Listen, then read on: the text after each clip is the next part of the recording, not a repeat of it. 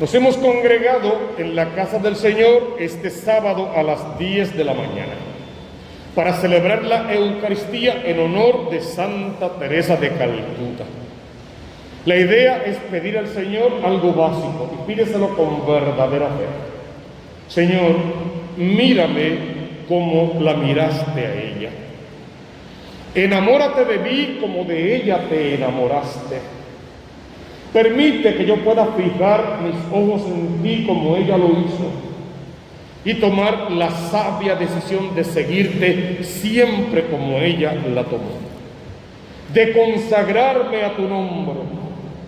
Hermano, tienes que definir qué significa la palabra consagración. Consagrarme es separarme para Dios, convertirme en su propiedad exclusiva, hablar su palabra, accionar desde su palabra, vivir por lo que su palabra me enseña, enseñarle su palabra a los demás y por su palabra alcanzar la vida eterna. Eso es lo que hizo Teresa en fin de cuentas. Eso es lo que tenemos que hacer tú y yo. Mira eso mismo en el profeta Isaías, que si Isaías nunca lo hubiese dicho, Teresa con su vida lo hubiese enseñado. El ayuno que yo quiero es este: que abran las prisiones injustas, hacer saltar los cerrojos de los cepos, dejar libres a los oprimidos, romper todos los cepos, partir tu pan con el hambriento, hospedar a los pobres sin techo, vestir al que está desnudo y no cerrarte a tu propia carne. Hermano, es imposible leer cada uno de esos versos del profeta Isaías, el profeta poeta, y no ver a Madre Teresa de Calcuta. Es imposible contemplar la vida de Santa Teresa de Calcuta y no pensar en Isaías.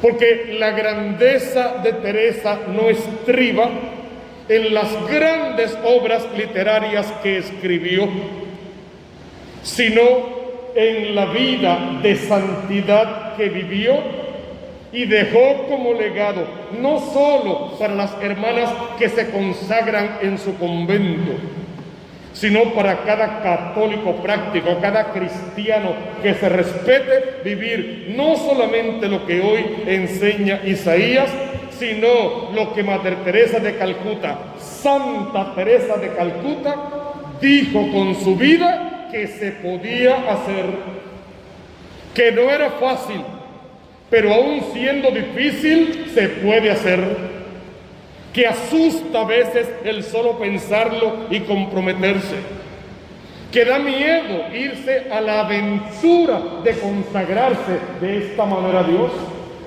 Pero Teresa seguramente también sintió miedo y con miedo lo hizo. Seguramente estaba asustada, pero asustada no se quitó.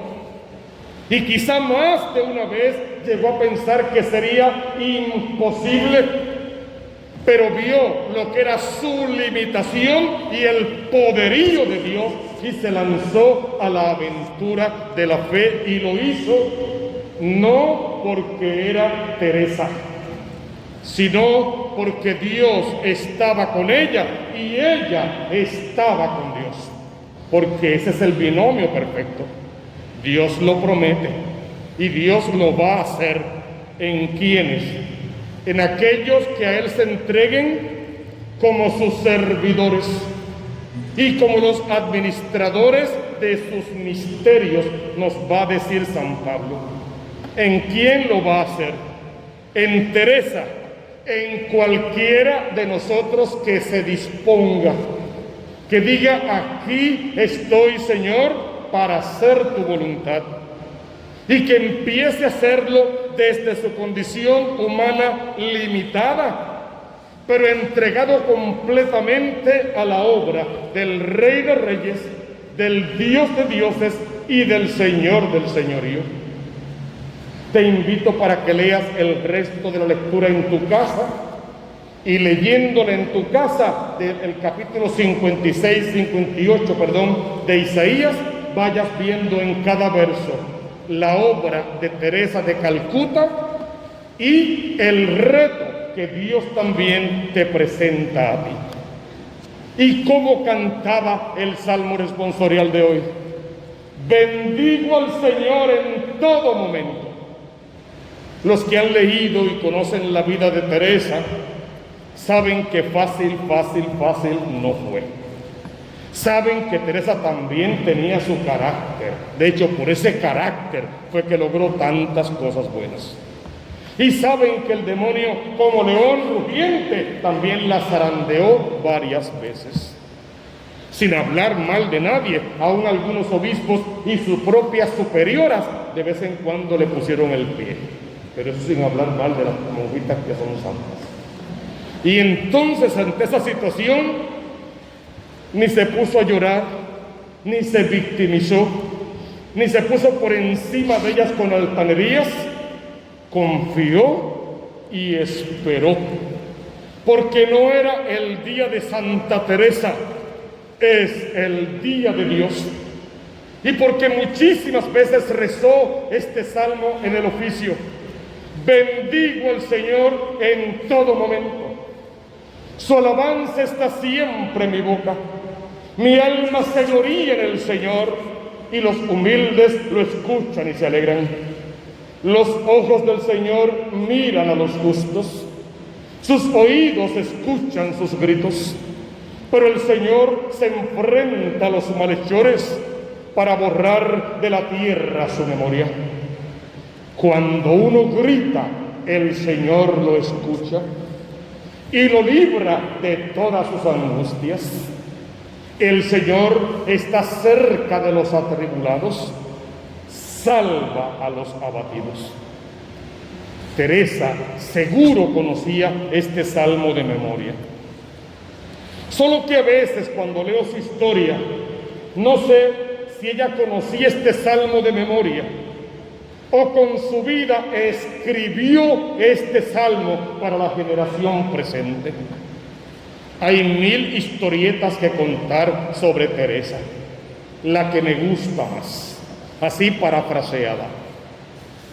Cuentan los que saben de Teresa que un día se encontraba de rodillas, como era su costumbre, ante el Santísimo Sacramento del altar, y que alguien fue a avisarle que los pobres estaban tocando a la puerta. Cuando uno ve esa escena, uno pensaría que Teresa inmediatamente se levantó del sagrario y se fue a socorrer a los pobres. Pues parece que ese día no. Teresa andaba en otras andadas. Y ese día le contesta Teresa a los que le interrumpieron: si yo abandono a Dios por los pobres, un día no podré ni atender a los pobres ni amar a Dios.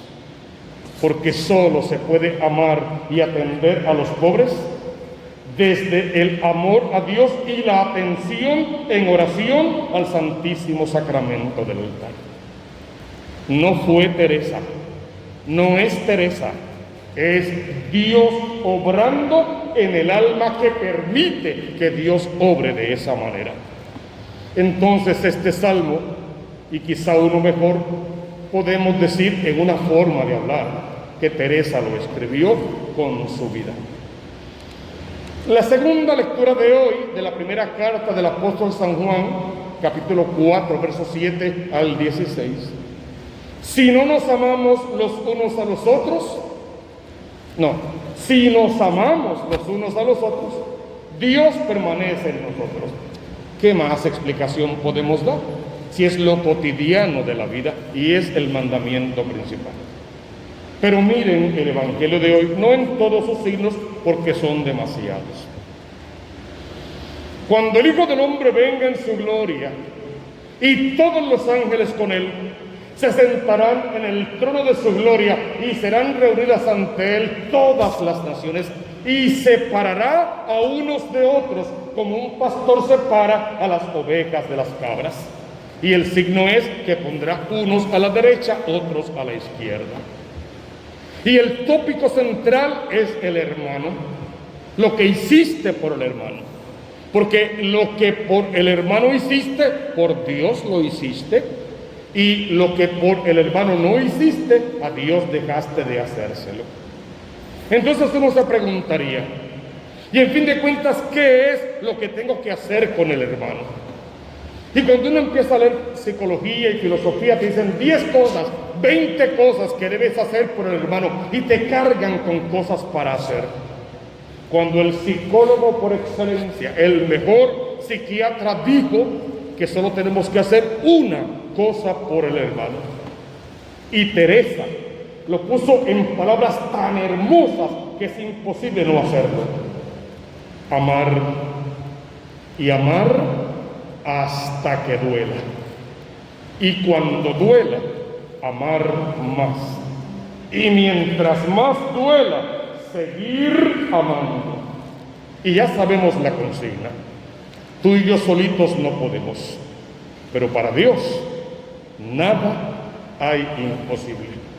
Porque si amas al otro, lo vas a cuidar. Si lo amas, le vas a ser fiel. Si le amas, querrás estar con él e ir de dos en dos a proclamar el evangelio. Si lo amas, lo respetarás y respetarás su propiedad. Y si lo amas, sabrás que tu misión principal con el hermano es llevarlo a Dios. Y ahí estriba la santidad de Teresa, aún en su noche oscura. Teresa no se dedicó a curar enfermos en las calles de Calcuta, ni a lavar heridas de gente que ya olía mal. Esa no fue la misión de Teresa. Teresa se dedicó a llevar almas a Dios, las más necesitadas, las más pobres, las menesterosas, las abandonadas. Su misión no era curar enfermos, aprendió a hacerlo y lo hizo, pero lo hizo para que sus almas se salvaran. ¿De verdad lo hizo para que sus almas se salvaran? No, lo hizo, y perdón, para que a ti y a mí nos diera vergüenza que con más recursos y con más tiempo tal vez no estamos haciendo nada y pasamos de largo frente a la necesidad y no hacemos nada porque estamos demasiado ocupados en nuestras tonterías. Entonces la misión de Teresa no fue lavar heridas a los enfermos ni abrazar a los pacientes de SIDA. La misión de Teresa fue llevar las almas a Dios e interpelar tu alma y la mía para que nos pongamos a hacer algo. Y todavía quiere llevar tu alma y mi alma a Dios. Porque no creas que con ir a misa todos los domingos, confesar muy de vez en cuando y echar un peso en la colecta, cantar 4 cancioncitas en la misa y leer más o menos bien y calentar el banco 1 hora, ya está salvo.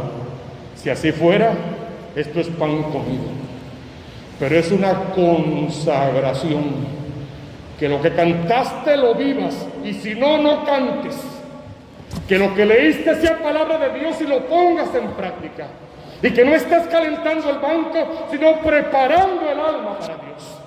Y que quien te mire a Dios pueda ver, quien te escuche, escuche a Dios, quien te siga se encuentre con el Cristo de la gloria, y el que se encuentre con el Cristo de la gloria sepa que tiene la misma misión de Teresa, que no es darle de comida de vez en cuando a los deambulantes, eso hay que hacerlo, que es hacer que esos deambulantes conozcan a Dios.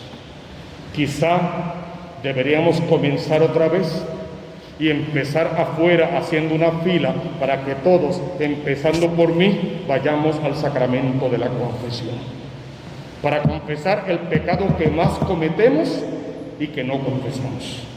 el pecado de omisión, todo el bien que pudiésemos hacer y no hacemos. Que el amor de Dios venga sobre nosotros. Que Teresa sea la medida de nuestra vida. Que sus hermanas sean santas y se santifiquen y santifiquen lo que tocan. Y que nuestra vida sea un cántico de alabanza al Rey y podamos decir con alegría: yo también quiero calmar tu sed, y que sea la sed de Dios lo que calmemos en los demás. Si podemos decirlo de esa manera, solo queda una cosa por decir: busca primero el reino de Dios con su justicia, y todo lo demás vendrá por añadidura.